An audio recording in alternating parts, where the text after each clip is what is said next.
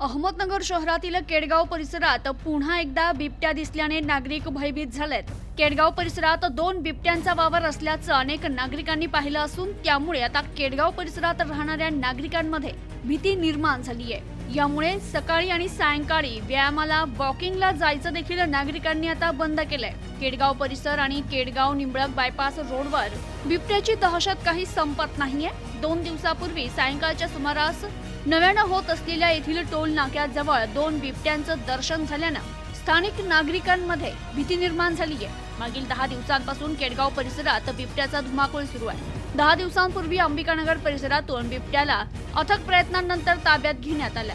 मात्र 4 दिवसांपूर्वी केडगाव निंबळक बायपास रोडवरील नेप्ती उपबाजार समिती जवळील उड्डाणपूल ते नव्यानं झालेल्या टोलनाका परिसरात नागरिकांना बिबट्याचं पुन्हा दर्शन झालंय। त्यानंतर रविवारी सकाळी भूषणनगर लिंक रोड परिसरातील गायके मळ्यातील विहिरीत मृत अवस्थेत बिबट्या आढळला।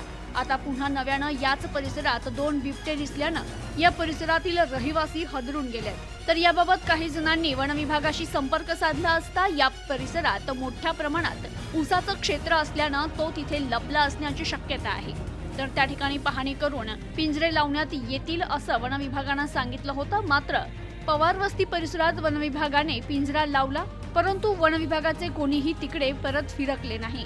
तसेच नागरिकांनी वन विभागाला फोन केला असता कोणताच अधिकारी कर्मचारी फोन देखील उचलत नसल्याने वन विभागाच्या या बेजबाबदारपणाबाबत नागरिक संताप व्यक्त करतायत। Bureau report, news today 24, Ahmednagar.